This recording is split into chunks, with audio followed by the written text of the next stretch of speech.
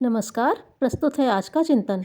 शरीर की अपेक्षा अपनी जीवात्मा पर विचार करें। जो संपदाएं आपके पास हैं उनका उपयोग कीजिए और जो नहीं हैं उनका रोना धोना बंद कीजिए।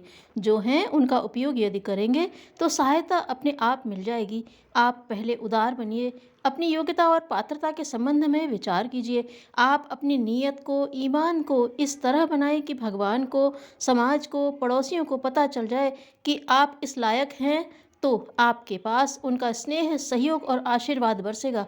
आपके पास हर चीज़ बरसेगी जिसकी आपको आवश्यकता है। मांगने की अपेक्षा देने की परंपरा है। जो ऋषियों की परंपरा है, बनाएं। अपनी स्त्री को देंगे प्यार, बच्चों को देंगे संस्कार, अपने बहन भाई को देंगे स्नेह, समाज को देंगे ज्ञान और सारे विश्व को देंगे श्रेष्ठ परंपराएं। यदि हम कुछ नहीं दे सकते तो रास्ता तो दिखा सकते हैं, अपनी शानदार जिंदगी जी करके, ताकि दूसरे आदमी हमारे चले हुए रास्ते पर चले।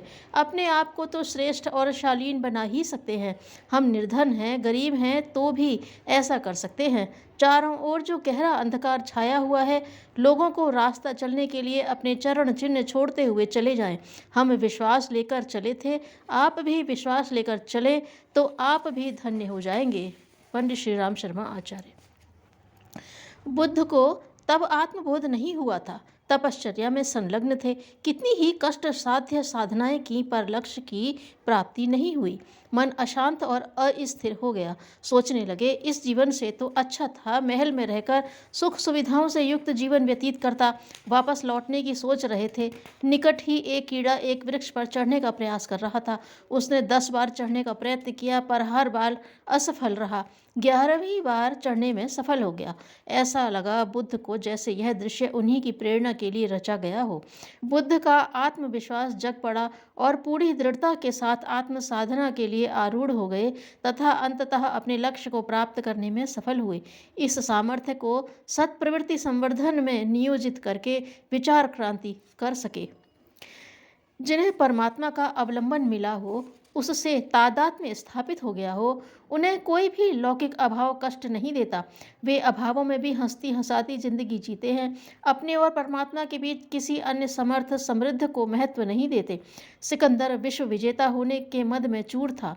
भारत में उसने संतों की महत्ता व उन्हें प्राप्त सिद्धियों के विषय में खूब सुना था। जहाँ उसका डेरा लगा था, उसके समीप ही एक साधु की झोंपड़ी थी।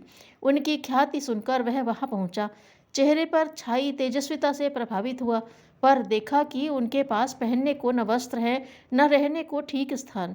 धन के गर्व में मदमस्त हो बोल उठा, महाराज, आपकी मैं क्या सेवा कर सकता हूँ? संत ने कहा, तू क्या सहायता करेगा? मेरा तो एकमात्र आश्रयदाता परमपिता परमात्मा है।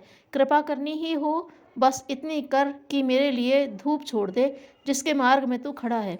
संत की निस्पृहता से प्रभावित सिकंदर मौन हो लौट गया। धन्यवाद।